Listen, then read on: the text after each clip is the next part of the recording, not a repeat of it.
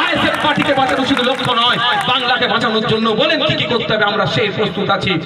গুটি কয়েক সিটে এখনো আমাদের আলোচনা চলছে, কিন্তু আপনাদের বলবো, আপনাদের আত্মীয় মিনাখাতে আছে, হাড়োয়াতে আছে, ক্যানিং পূর্বে আছে, বারাসাতে আছে, বসিরহাটে আছে, রাজারহাটে আছে, যেখানে আত্মীয় স্বজন আছে তাদেরকে বলুন, যেখানে যেখানে খামচিহ্ন ভোট প্রার্থী দিয়েছে খামচিহ্নকে জেতাতে, আর খামচিহ্ন যাদের সাথে যে ধর্মনিরপেক্ষ শক্তিগুলো আছে যাদেরকে সমর্থন করছে তাদেরকে জিতান। একটা সুন্দর সকাল উপহার হবে, যে সকালে এই 1500 টাকার ভাতা নয়, 1500 টাকার ভাতা মানে দিনে 50 টাকা। আপনার স্বামী আছে, আপনার স্ত্রী আছে, আপনার ছেলে আছে, আপনার মা আছে, আপনার বাপ আছে, আপনার ভাই বোন আছে, মার পার ডে 50 টাকায় সংসার চলবে না। তা আপনাকে কি করতে হবে? আপনার যদি সেই সুন্দর সকাল আমরা উপহার দেব, ফ্যামিলি প্রতি একজনের চাকরির ব্যবস্থা পুরো রাজ্য জুড়ে করব। আপনার family, one family one job, প্রত্যেকটা ফ্যামিলি থেকে একটা করে চাকরি পাবে। এর ব্যবস্থা আগামী দিনে যদি বাংলার মানুষ খামচিহ্ন এবং কাস্তে হাতুড়ি বা আমাদের যে সিম্বলগুলো আছে আর ধর্মনিরপেক্ষ যারা আছে তাদেরকে যদি ক্ষমতায় নিয়ে আসে ব্যবস্থা করব। এবার ভাঙড়ের মানুষ তো খামচিহ্নকে দিচ্ছে, এটা কোনো সুন্দর ব্যাপার নাই, কিন্তু আর বাকি যারা আছে আপনাদের আত্মীয় স্বজন আছে তাদেরকে বলুন যে খামচিহ্নর সাথে সাথে আর যে চিহ্নগুলো আছে খামেদের সাথে যারা যুক্ত আছে তাদেরকে জিতিয়ে আনো। এই সকাল আমরা উপহার দেব। এখন দেখবেন আমার সাথে তো পেরে উঠতে পারছে না, বিধায়ক এই করেন সেই করেন, হ্যান করেন ত্যান করেন। আমি শুধু আপনাদের একটুটুকু বলবো, ভাঙড়ে যদি এক উন্নয়নের জন্য একটা ইট পোতা হয়, এইটুকু মনে রাখবেন, ওটাই আপনার বিধায়কের কৃতিত্ব। আপনাদের বিধায়ক আইনসভার মধ্যে ভাঙড়ের রাস্তাঘাট, কল কারখানা যা আছে সবের ডেভেলপের কথা বারবার বলে এসেছে। এবার সমস্যা হচ্ছে কি, দাবি আমার, আমাদের বিধানসভায় কাজ হচ্ছে, অন্য জনকে দিয়ে ফিতে কাটাচ্ছে। সমস্যাটা এতটুকু। এটা আমি চিন্তিত নয়, কারণটা কি, ভাঙড়ের ডেভেলপ হচ্ছে। শুধু তাই না, আপনাকে আমি হাতে নাতে প্রমাণ দিয়ে যাচ্ছি। আমার এন্ড থেকে যে কাজগুলো হয়েছে আপনি বলতে পারবেন একটাও আমি নিজে ফেটে কেটেছি? কি পথ চলতি মানুষ ধরে নিয়ে এসেছি, ভ্যান চালাচ্ছিল, যাচ্ছিল, দাঁড়ো ফেতেটা কাটো। নামাজ পড়ে বেরিয়েছে, চাচা তুমি ফেতেটা কেটে দাও, পুরোহিত সাহেব ফেতেটা কেটে দাও। তাহলে আমি যখন অন্য লোককে দিয়ে ফেটে কাটাই, তো ভাঙড়ের ডেভেলপ হচ্ছে, অন্যদিন যদি ফেটে কাটে অসুবিধা কোথায় ভাই? অসুবিধা আছে?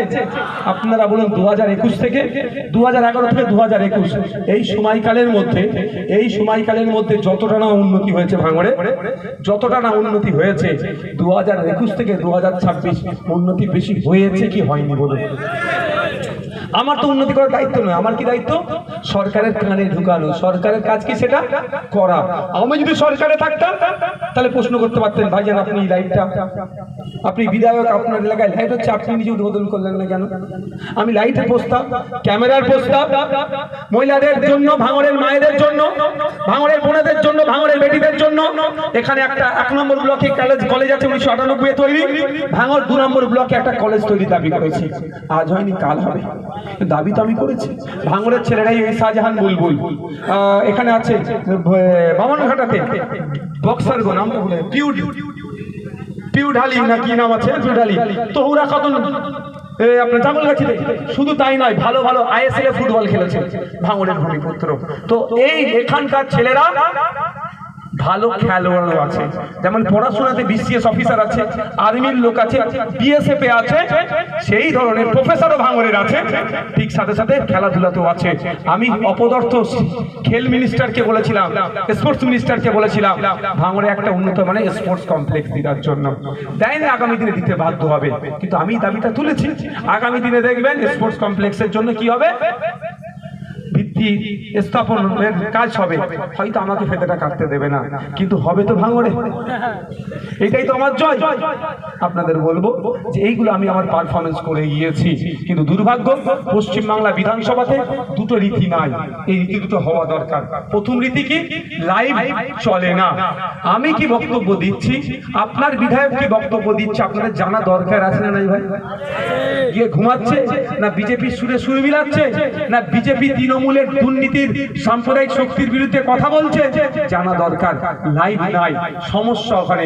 যদি লাইভ থাকতো আমাকে প্রোগ্রাম করতে লাগতো না, বড় এলসিডি লাগিয়ে দিয়ে নওশাদ সিদ্দিকীর বক্তব্য বিধানসভায় কি হচ্ছে চালিয়ে দিতাম, এমনি জিতে যেতাম। লাইভ না, তবে আমাকে কিন্তু বেশি প্রোগ্রাম ভাঙড়ে করতে লাগবে না। 5 বছর ধরে ভাই আপনাদের সাথে আছি, আর ভোটের জন্য এক্সট্রা প্রোগ্রাম করতে লাগবে? তাহলে 5 বছর আপনাদের সাথে থাকলাম কেন? 1 নম্বর সেটা হয়নি, লাইভ ডিবি নাই। 2 নম্বর কি আছে? শ্রেষ্ঠ